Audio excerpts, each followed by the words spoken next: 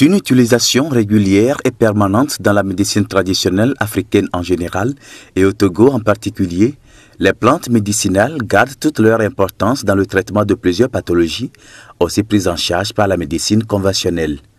Peu valorisées cependant, malgré leur apport en matière de santé des populations, elles sont désormais prises en compte dans le projet Appui à la valorisation et à la modernisation de la filière des produits forestiers non ligneux au Togo, une initiative du ministère de l'Environnement et des Ressources forestières, soutenue financièrement par l'Organisation des Nations Unies pour l'alimentation et l'agriculture. Chez Dr Bio, phytothérapeute à Dapaon au Nord Togo, on retrouve plusieurs produits issus de la décoction, la trituration, l'extraction ou encore de l'infusion pour le traitement des maladies telles que le paludisme, la stérilité, les hémorroïdes et autres les maladies cardiovasculaires. Que ce soit les herbes, je les utilise. Il y a certaines plantes que j'utilise pour plusieurs traitements.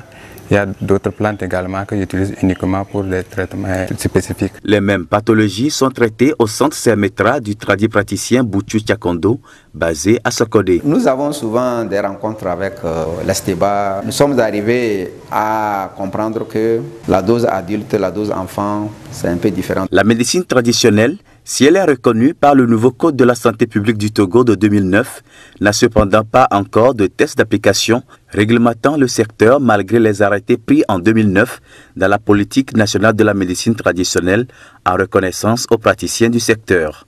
Un comité ad hoc planche actuellement sur le sujet. À part les statuts et les règlements intérieurs que nous sommes en train d'écrire, nous avons déjà aussi prévu le code de déontologie, le code éthique, même une charte pour les professionnels exerçant dans le domaine. En attendant cette réglementation au plan national, la première pharmacopée de l'Organisation ouest-africaine de la santé, l'OAS, peut servir de base aux praticiens locaux de la médecine traditionnelle. Dans celle-ci, vous avez les monographies des plantes les plus utilisées pour beaucoup de pathologies de la sous-région. Donc, quand vous fabriquez un médicament, que les plantes composant le médicament sont dans ce document, ça veut dire que l'étude du médicament au laboratoire ne prendra plus beaucoup de temps pour son homologation.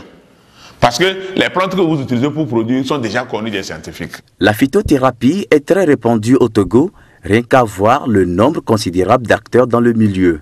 L'École supérieure des techniques biologiques et alimentaires, Esteba, l'Institut togolais de la recherche agricole, ITRA, et l'Institut national d'hygiène sont des centres où des tests scientifiques se font pour la certification des produits issus des plantes médicinales. Les frais y afférents restent cependant des handicaps aux tradithérapeutes.